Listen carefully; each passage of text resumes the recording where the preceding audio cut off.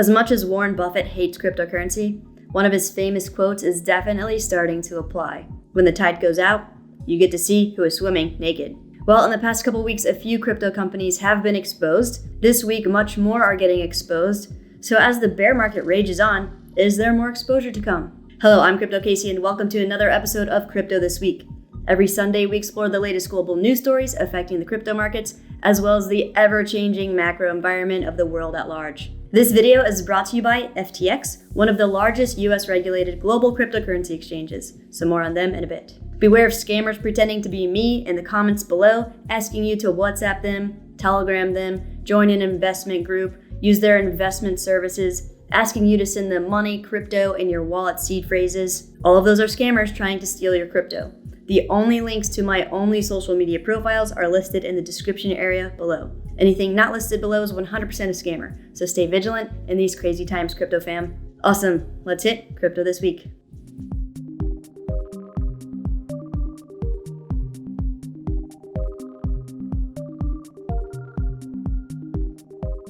In the wake of the horrible Terra Luna disaster, another big player in the space is making waves. The crisis at Celsius is rocking DeFi and crypto. The company froze withdrawals in what looks like an effort to stop a virtual bank run. Now boosters are wondering where the bottom is. Celsius Network amassed more than $20 billion in assets with a pitch that seemed to defy the basic physics of finance. Deposit crypto coins and earn interest rates as high as 18%, tens or hundreds of times the rates on traditional savings accounts. More than 1 million people entrusted their savings to Celsius, according to the company. Even as skepticism mounted over whether its interest rates were sustainable and customers started withdrawing hundreds of millions of dollars amid a deepening crypto rout, Mashinsky maintained that his company was safe. Then on the night of June 12th, Celsius announced it was halting withdrawals because of extreme market conditions. This implosion could impact many ecosystems as Celsius has a range of assets leveraged on several platforms. Celsius didn't respond to questions for this story. Yikes. This is extremely worrisome as a lot of these big crypto organizations in the market are inextricably intertwined with one another, even if they claim otherwise. For example, one place where Celsius invested users' funds was Terra, and Celsius claimed it pulled out just before the collapse in an attempt to inspire confidence in users, which didn't work and probably wasn't true. And another example involves the biggest potential contagion in all of the crypto space, which we have covered many times over the year on this channel, Tether. Tether was an early investor in Celsius and lent about $1 billion worth of tokens to them. Yet, on June 15th, Tether stated that it had closed its loan with Celsius without taking a loss and that its investment was small. Is this just another one of Tether's litany of lies they've spun since their inception several years back? Or are they finally telling us the truth? Well, Tether sees a new wave of redemptions as fear of market contagion spreads. Investors pulled out some $1.6 billion this week from USDT, the largest stablecoin by market capitalization, amid growing nervousness as cryptocurrency prices keep sliding. Dominoes have started wobbling and falling and continue to do so this week as one of the largest crypto hedge funds goes bust. Three Arrows Capital has failed to meet margin calls. Crypto lender BlockFi was among several companies to liquidate at least some of 3AC's positions, according to a news report. Venture firm Three Arrows Capital, or 3AC, has reportedly failed to meet margin calls from its lenders, raising the specter of insolvency after this week's crypto market collapse triggered unforeseen liquidations for the Singapore-based company. Ouch. 3AC, unsurprisingly, as this pattern continues to emerge, had significant exposure to Terra. And what about another big name in this space? BlockFi customers concerned it may have lent too much Bitcoin to 3AC. And what was their response? A similar song and dance as Celsius and Tether. BlockFi can confirm that we exercised our best business judgment recently with a large client that failed to meet its obligations on an over-collateralized margin loan. BlockFi CEO Zach Prince tweeted late Thursday, "We fully accelerated the loan and fully liquidated or hedged all the associated collateral. Client funds remain unaffected as BlockFi was one of the first to take action with the unnamed counterparty," Prince added in a follow-up tweet. Blockworks attempted to contact BlockFi but did not receive a response by press time. A truth or a dose of false confidence to stave off a mass run? In the end, unfortunately, there is more carnage to come, and with the structure of both the traditional financial system and crypto markets, everything is dangerously interconnected, and no one entity is truly safe at this point. Days after Celsius paused withdrawals, another crypto lender, Babel Finance, followed suit. Crypto lender Babel Finance halts withdrawals due to liquidity pressures. Hong Kong-based asset manager Babel Finance is the latest crypto lending firm to signal the growing crisis of the cryptocurrency lending industry amid the bear market. Not good. And we've got yet another domino wobbling away. Finblox imposes 1.5K monthly withdrawal limit amid Three Arrows Capital uncertainty. Finblox said it intends to evaluate the impact of Three Arrow Capital on liquidity. And another domino. Crypto winter causes Australian exchange to freeze operations permanently. Challenging market conditions during crypto winter force Australia-based btc.com.au to close its doors for the last time. Crazy. And it's not just centralized crypto entities. Crypto crash wreaking havoc on DeFi protocols and sexes. Data points to capital flight amongst most major DeFi protocols. On popular decentralized finance or DeFi lending protocol Aave, utilization rates have fallen across nearly all stablecoin borrowings.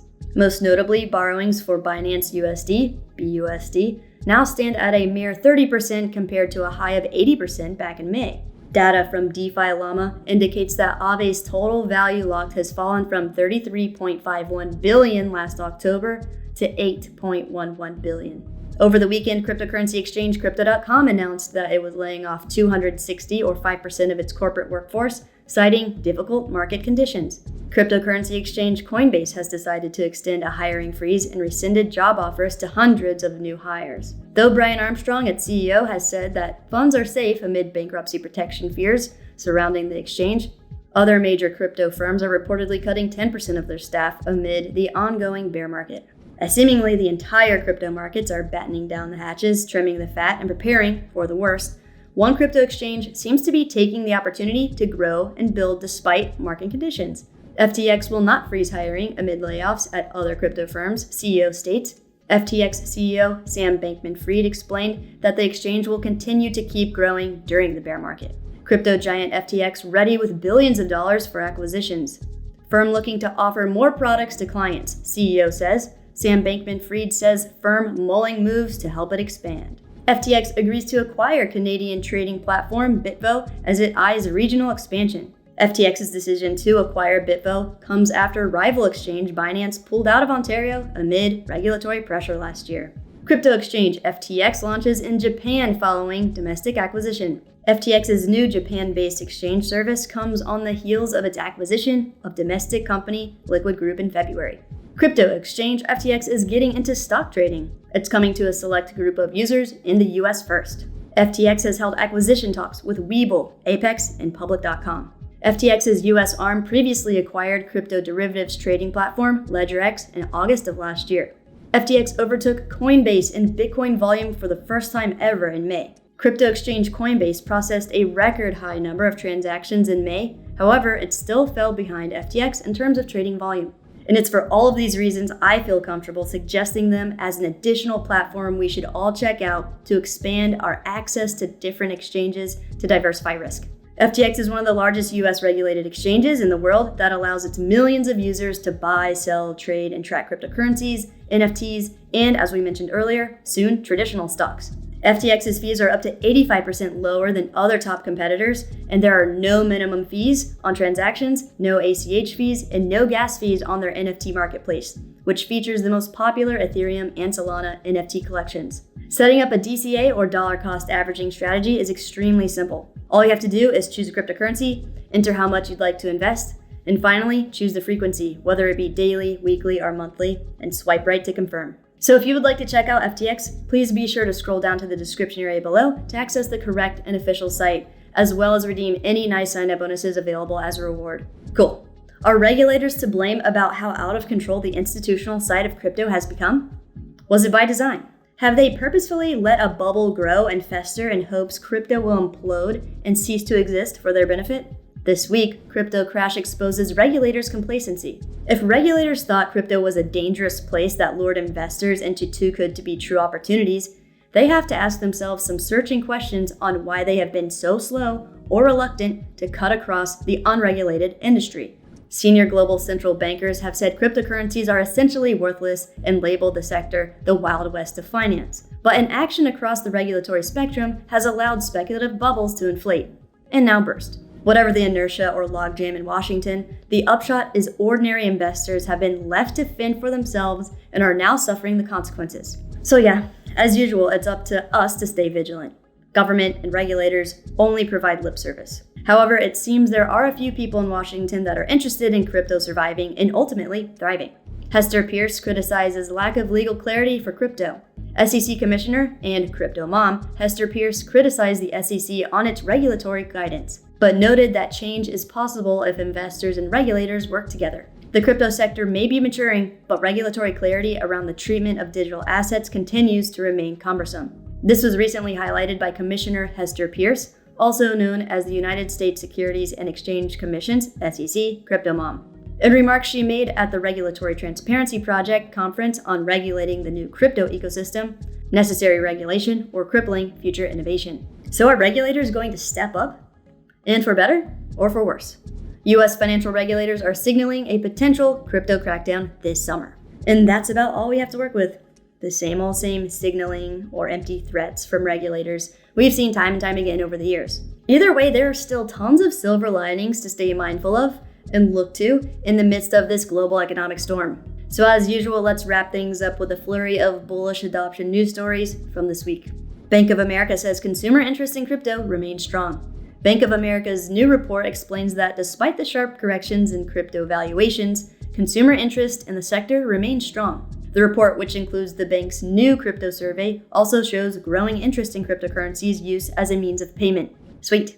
And confirming that, 71% of high net worth individuals have invested in digital assets. A new survey suggests that most of the world's wealthiest have invested in digital assets, and wealth management firms have been advised to prioritize providing education and advice. Cool.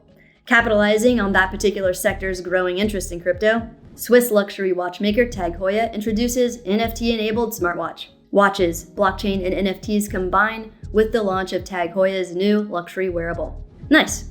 Also within the same realm, SkinUps raises $3.5 million for blockchain game collectibles and unveils Dolce & Gabbana partnership. London-based SkinUps is a new digital collectibles platform for fashion and beauty creators in the metaverse, the universe of virtual worlds that are all interconnected, like in novels such as Snow Crash and Ready Player One.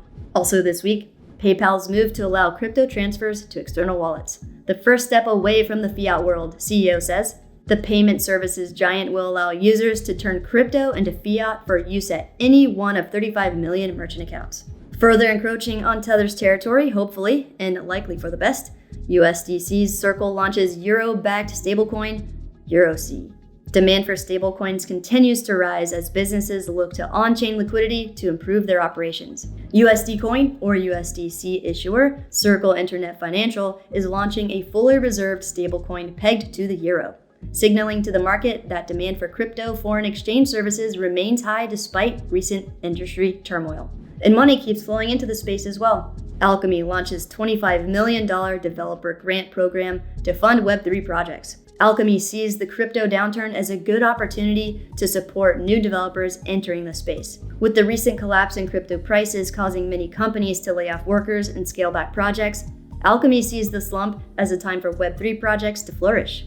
We believe as ecosystem builders, it's our responsibility to help everyone get excited about the new technology, but also to bring new developers within the ecosystem, even during the market downturns. Paul Amalsi, Alchemy's head of ecosystem development, told CoinDesk. In a project we explored together in my Bear Market Gaming Gems video a month back, Immutable launches $500 million fund to boost Web3 gaming adoption. The capital will be used to fund projects building Web3 games and NFT-focused companies on its Layer 2 Ethereum-focused platform, Immutable X.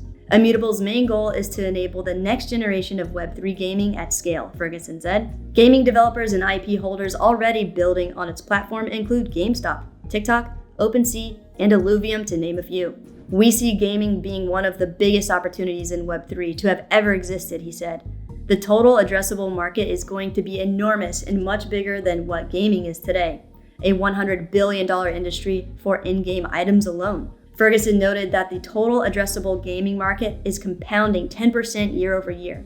So the industry could have a $1 trillion price tag for ownable assets under the assumption that movies, TV shows, and music will end up inside of games.